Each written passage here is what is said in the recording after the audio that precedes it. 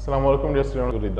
आज के इस लेक्चर में हमने डिसजॉइंट सेट्स को डिस्कस करना है कि डिसजॉइंट सेट्स क्या होते हैं, किस तरह से जो है ना हम उनके अंदर design and analysis of algorithm के अंदर वो क्या रोल अदा करते हैं। हम उसकी कुछ एग्जांपल्स भी देखेंगे, एग्जांपल्स के थ्रू समझने की कोशिश करेंगे कि हमारे पास design and analysis of algorithm के अंदर डिसजॉइंट सेट्स का क्या रोल है। सो स्टार्ट करते हैं अपना आज का लेक्चर। और फर्स्ट ऑफ ऑल हम देख लेते हैं कि सेट्स क्या होते हैं। तो सेट बेसिकली क्या होता है, set is an unsorted collection of unique objects.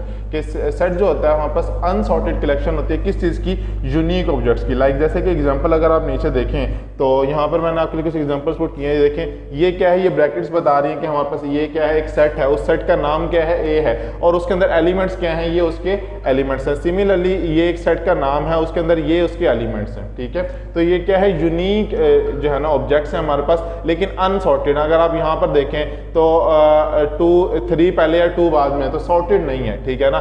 Similarly 6 पहले और 5 बाद में, तो हमारे पास ये अनसॉर्टेड। और यहाँ पर अगर आप देखें तो A to Z का ऑर्डर की अगर हम बात करें तो C और B देखें बाद में आ रहा है, W R V पहले आ रहा है, तो हमारे पास क्या है, अनसॉर्टेड है। ज़रूरी नहीं है कि अनसॉर्टेड ही हो, सॉर्टेड भी हो सकते हैं। वो डिपेंड करता है कि हम किस किस्म के सेट्स जो है ना वो यूज़ कर रहे हैं। उसके बाद अगर हम इसके मजीद कुछ टर्म्स को डिस्कस करें, the objects in a set are called elements और मेंबर्स ऑफ अ सेट। के ये जो हमारे पास एलिमेंट्स या मेंबर थे, ये 2 3 2 6 5 9 10, ये हमारे पास क्या एलिमेंट्स या मेंबर्स ऑफ अ सेट हैं। सो a set is said to contain its elements। अगर एक सेट के बारे में हम कह रहे हैं कि उसके अंदर कुछ एलिमेंट्स मौजूद हैं, तो उसके नोटेशन वाइज हम कैसे जाहिर कर सकते हैं, x belongs to a।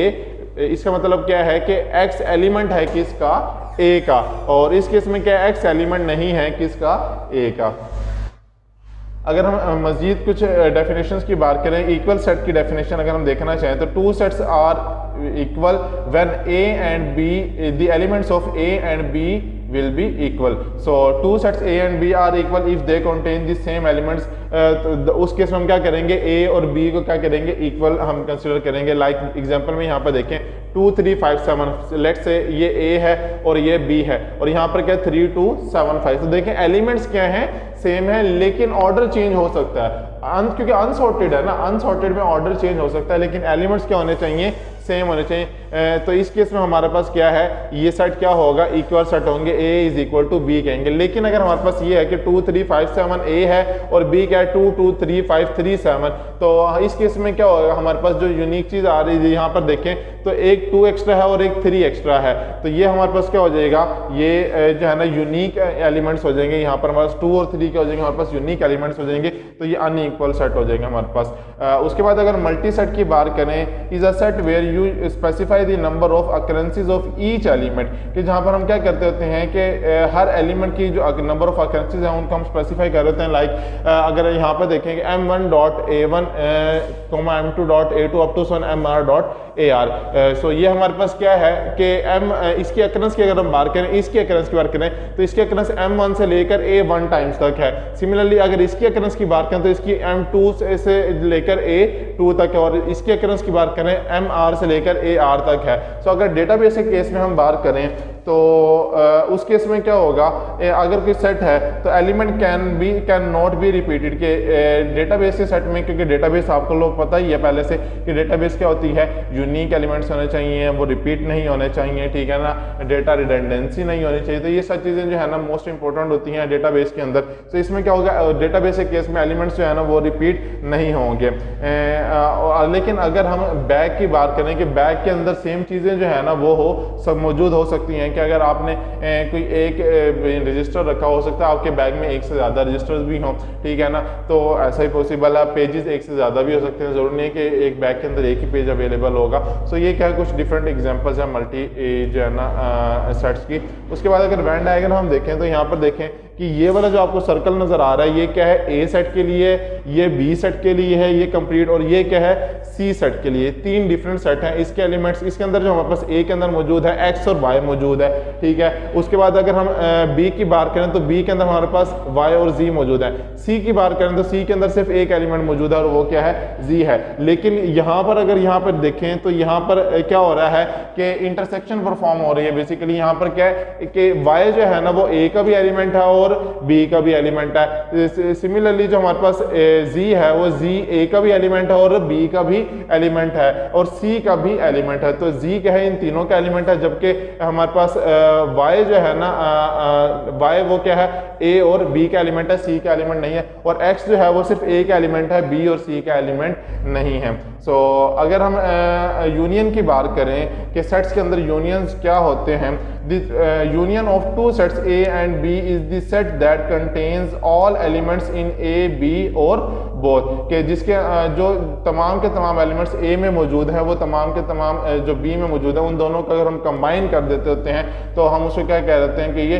Union set है, कि उसमें हम क्या करते हैं ए और बी के एलिमेंट्स को क्या कर देते हैं, कंबाइन करके जो है ना वो एक सिंगल सेट में लिख देते होते हैं। तो इससे क्या बन जाता है, यूनियन बनता है। लाइक अगर ये डायग्राम में देखें तो हमने क्या किया, ए और बी को हमने क्या कर दिया, कंबाइन कर दिया। तो इस केस में हमारे पास क्या है, ये क्या है, यूनियन है। तो अगर हम इसको अलजेब्रिक एक्सप्रेशन में देखना चाहें तो ये आपके सामने मौजूद है कि A union B is equal to X such that A belongs to A और and A B belongs to B, कि बी ये हमारे पास क्या है, बी बिलोंग्स टू क्या है, बी कर रहा है ए बिलोंग्स टू ए और बी बिलोंग्स टू बी, ठीक है ना। तो ये हमारे पास क्या है, अलजेब्रिक एक्सप्रेशन है इसका कि ए यूनियन बी हम इस तरह से भी लिख सकते हैं। उसके बाद अगर इंटरसेक्शन की बात करें तो इंटरसेक्शन में क्या होता है कि ए और बी के एलिमेंट्स जो है हम उन दोनों में से देख रहे होते हैं जो कॉमन एलिमेंट्स होते हैं। तो जो कॉमन एलिमेंट्स आ रहे होते हैं दोनों में, वो हमारे पास क्या होता है, ए और बी का इंटरसेक्शन बता रहे होते हैं हमें। लाइक यहाँ पर देखें तो ये डायग्राम आपको बता रही है कि यहाँ पर क्या इंटरसेक्शन लिया है, ए और बी के एलिमेंट्स जो कॉमन है दोनों के अंदर,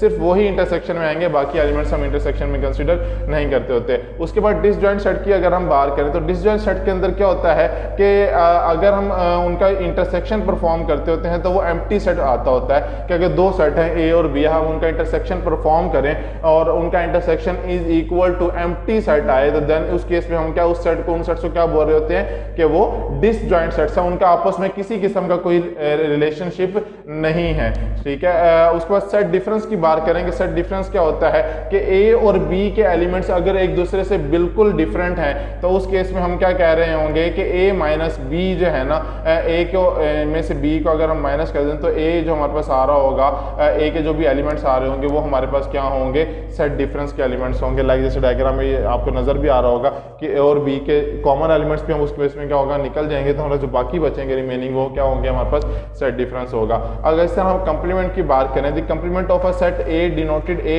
consist of all elements not in A, कि ए के अंदर जो एलिमेंट्स मौजूद नहीं हैं हमारे पास कंप्लीमेंट क्या होगा, उन सब पर मुश्तमिल होगा। That is the difference of the universal set and you. अगर हम इसको लिखना चाहें तो यू कंप्लीमेंट ए इस तरह से लिख सकते हैं, ए इज इक्वल टू ए सी, यानी कि ए एक सेट है उसका अगर कंप्लीमेंट ले रहे हैं तो ए सी से हम उसको डिनोट करते हैं X such that X does not belong to A, कि एक्स से जो हमारे पास एलिमेंट्स निकल रहे हैं वो क्या है, ए में मौजूद नहीं है। इसके लिए हमारे पास क्या होता है कि कंप्लीमेंट के लिए यूनिवर्सल सेट होता है, यूनिवर्सल सेट में से हम वो जो ए के एलिमेंट्स होते हैं हम उनको माइनस कर देते हैं, तो बाकी जो यूनिवर्सल सेट के एलिमेंट्स हमारे पास आ रहे होते हैं उनको हम क्या कहते होते हैं, कंप्लीमेंट ऑफ दैट सेट। जो भी सेट हो, वो ए हो, बी हो, सी हो, जो भी आप उस सेट का नाम है तो हम उसका वो कंप्लीमेंट कह रहे होते हैं। अगर हम इसकी एग्जांपल की बात करें तो let's say there are 5 people A B C D and E. A is B's friend, B is C's friend, D is E's friend. Therefore, the following is true. A, B and C are connected to each other. के A क्या है, B का friend है और C क्या है, वो B का फ्रेंड, यानी कि B A का फ्रेंड है और C क्या है, B का फ्रेंड है, तो तीनों आपस में कनेक्ट हो गए ना, ठीक है।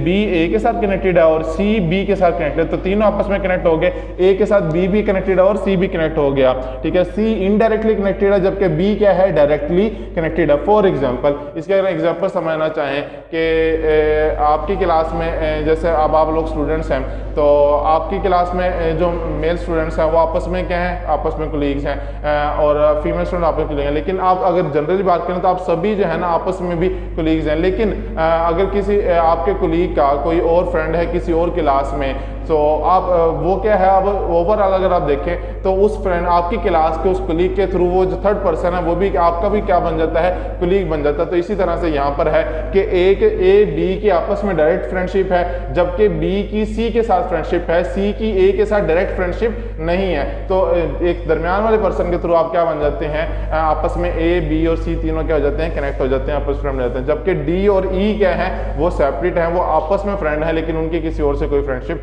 नहीं है। सो अगर हम इस एग्जांपल को थोड़ा सा सॉल्व करने की कोशिश करें design and analysis of algorithm के केस में, थोड़ा सा ग्राफ के थ्रू हम अगर इसे समझना चाहें तो हम किस तरह से समझ सकते हैं। उसके लिए पहले हम ये थोड़ी सी स्टेटमेंट मैंने आप लोगों के लिए मेंशन किया था कि आपको प्रॉब्लम स्टेटमेंट समझ आ जाए कि प्रॉब्लम स्टेटमेंट क्या है, देन उसके बाद हम इसके सॉल्यूशन की तरफ मूव ऑन करते हैं। अगले जो स्लाइड है उस पर मैं जो है ना आपको एग्जांपल भी बताऊंगा कि एग्जांपल एक्चुअली हम जिसे सॉल्व करना चाह रहे हैं वो क्या है।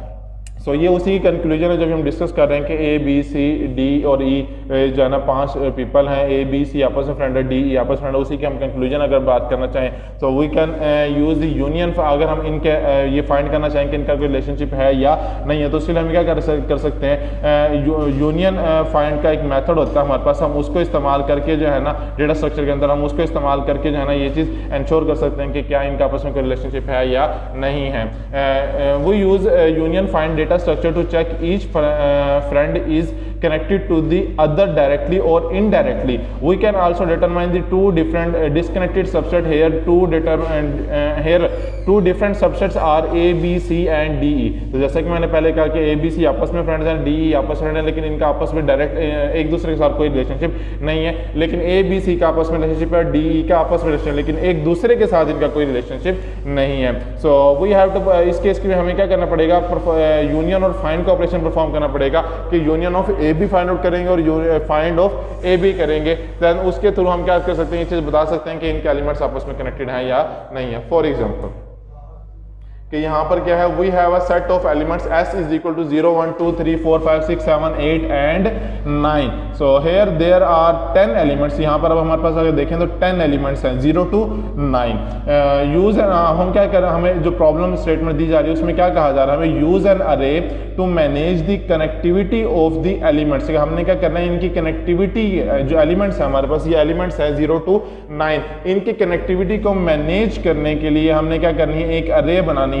देन उसमें क्या करना है, array that is indexed by element of set के अरे के अंदर हमारे पास जो एलिमेंट्स हैं उन सबको इंडेक्स भी असाइन होना चाहिए, which are of size n, जो कि n साइज का ही होगा। जितना साइज अरे का है जितने एलिमेंट्स है उतना ही अरे का साइज होगा।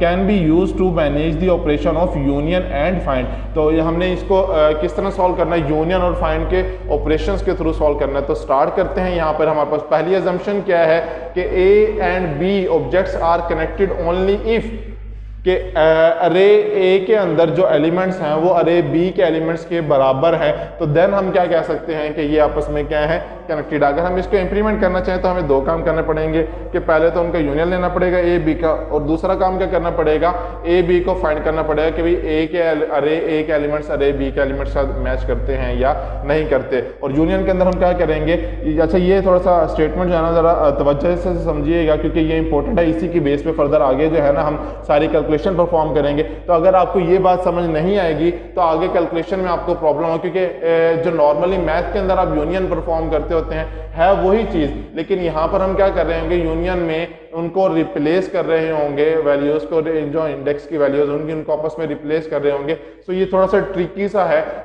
होप सो मैं कोशिश करूंगा कि आपको जितने अच्छे तरीके से डिलीवर कर सकूं कि आपको इसमें किसी किस्म की कोई प्रॉब्लम ना हो, लेकिन फिर भी अगर कोई प्रॉब्लम रह जाए तो हम उसको फर्दर जो है ना वो डिस्कस कर लेंगे आपकी क्यूरीज के हिसाब से, अगर आपको क्यूरी होती है। अब हम यूनियन की बात करें, यूनियन ए बी, तो उस केस में क्या करना है, connect A to B and merge the components that comprise A and B by replacing elements that have a value of array A with the value of array B, कि array A के जो अंदर जो हमारे पास elements मौजूद है उनकी value को array B की वैल्यू से हमने क्या कर देना है, रिप्लेस कर देना है इस केस के अंदर, ठीक है ना, जब हम इसका कंप्लीमेंट परफॉर्म करेंगे। सो स्टार्ट करते हैं अपने एग्जांपल के। यहाँ पर हमारे पास क्या है, 10 सबसेट हैं और वो कौन से हैं, 0 1 2 3 अप टू 7 9 तक है। अगर हम इसको अरे की फॉर्म में लिखें तो ये देखिए 0 to 9 है और सबको हमने इंडेक्स असाइन कर दिया।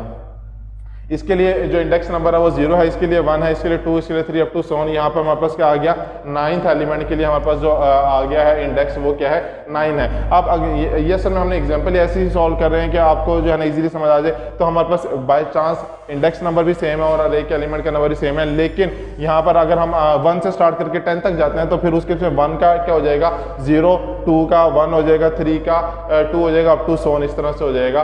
तो क्योंकि एक चीज़ का ख्याल रखिएगा कि अरे के अंदर जो हमारे पास इंडेक्सेस मौजूद होते हैं उनमें जो वैल्यू स्टार्ट होती है, अरे का इंडेक्स हमेशा 0 से स्टार्ट होता है, 1 से स्टार्ट नहीं होता। तो यहाँ एलिमेंट कुछ भी हो सकते हैं, लेकिन अरे का इंडेक्स हमेशा कहाँ से स्टार्ट होगा, 0 से स्टार्ट होगा। सो अगर हम इसके यूनियन की बात करें, लेट्स परफॉर्म सम ऑपरेशन, तो हम यूनियन परफॉर्म करते हैं। यूनियन 2 1 कि हमारे पास जो 2 1 था उनका यूनियन लेते हैं। तो हमने क्या करना है, जो बी के एलिमेंट के हमने अभी पहले देखा, यूनियन ए बी जब लेंगे तो बी की जो वैल्यू होगी उसको रिप्लेस कर देंगे ए की वैल्यू से। जब हमने इसका यूनियन लिया 1 2 था ना यहाँ पे, तो यूनियन ले तो 2 पर सेकंड इंडेक्स पे वैल्यू क्या थी 2, तो हमने उसको रिप्लेस कर दिया किसकी, अरे ए की वैल्यू से। तो यहाँ पर वैल्यू क्या आ जाएगी 1 आ जाएगी। ठीक है, सिमिलरली अगर हम यूनियन परफॉर्म करें 4 3 8 4 और 9 3, तो हमारे पास देखें कि 4 3 के अगर परफॉर्म कर रहे हैं तो 4 पर वैल्यू कौन सी आ जाएगी, 3 वाली आ जाएगी।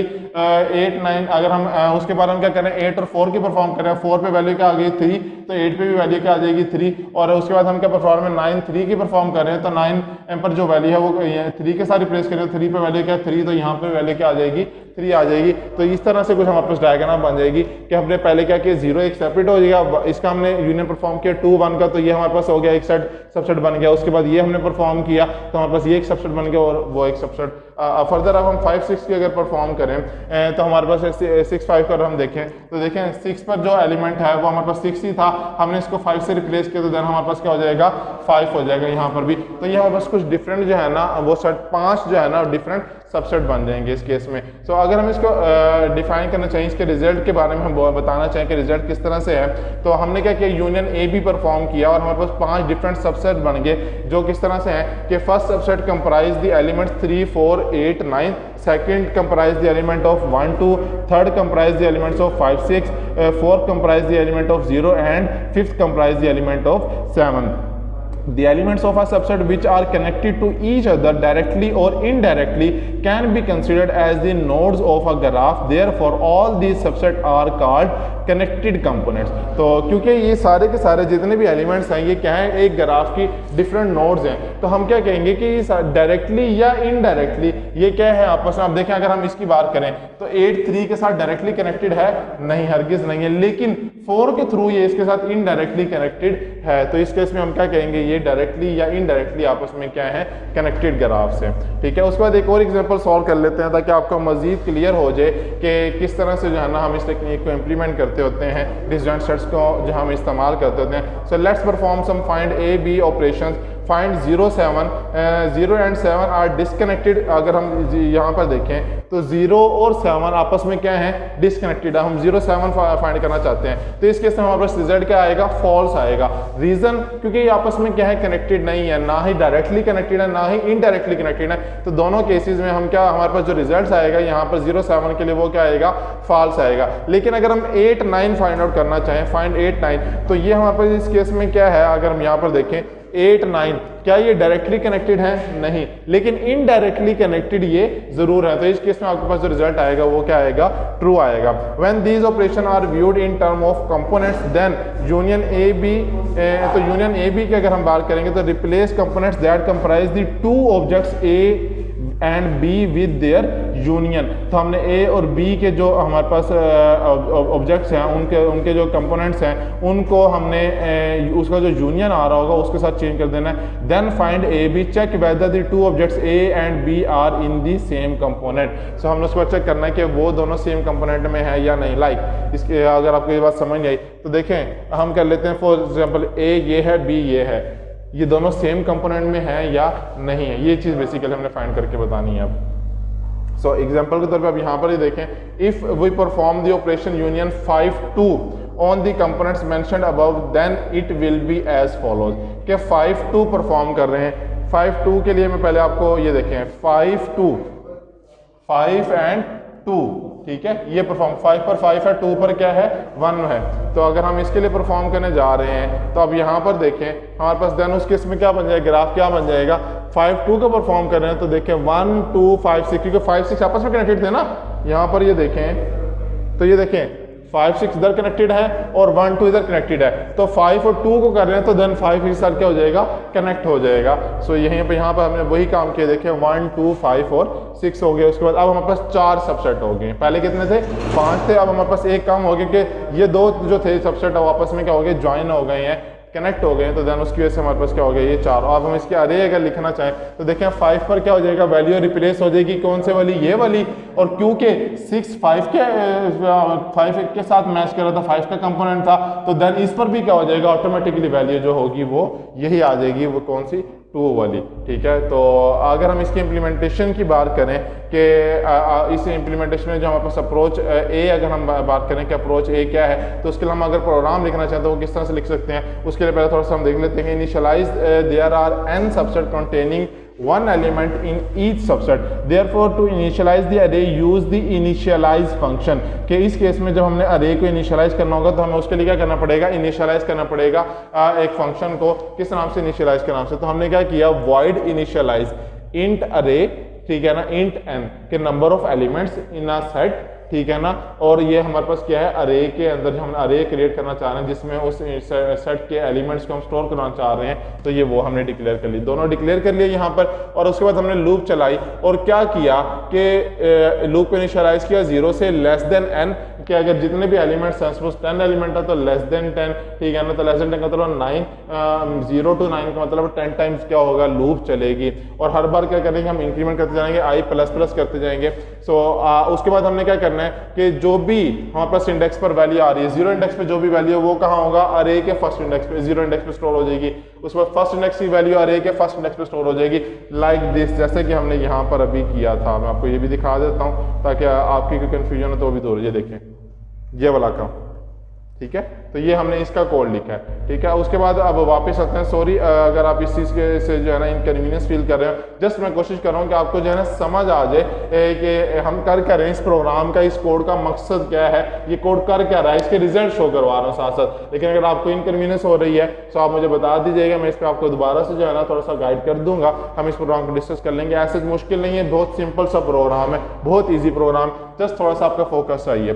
उसके बाद हम क्या करवाना चाह रहे हैं कि रिटर्न ट्रू करवाना चाह रहे हैं कि अगर ए और बी आपस में कनेक्टेड है, लेकिन अगर कनेक्टेड नहीं है तो हम क्या करवाना चाह रहे हैं, रिटर्न फॉल्स करवाना चाह रहे हैं। उसके लिए हम क्या करेंगे, एक बुलियन फंक्शन करवा लिया हमने, फाइंड के नाम से एक फंक्शन बना लिया जिसके अंदर हमने दो again parameter, sorry 3 parameter pass कर दिए, एक इंट अरे का, इंट ए का और इंट बी का, ठीक है ना। उसके बाद हमने क्या किया कि अरे ए के अंदर जो हमारे पास एलिमेंट्स आ रहे हैं उनको अरे बी के एलिमेंट से मैच करवाया, अगर तो मैच हो रहे हैं तो रिटर्न क्या करवा देंगे, ट्रू, अदरवाइज रिटर्न क्या करवा देंगे, फॉल्स करवा देंगे। अच्छा, उसके बाद हमने यूनियन अप्लाई करना है, क्योंकि अभी यहाँ तक हमने क्या कर लिया, अरे भी डिक्लेयर कर ली, उसके अंदर एलिमेंट्स भी सेट के पास कर दिए, उसके बाद फाइंड का ऑपरेशन भी परफॉर्म कर लिया। अब हम यूनियन का ऑपरेशन परफॉर्म करने जा रहे हैं, थर्ड ऑपरेशन।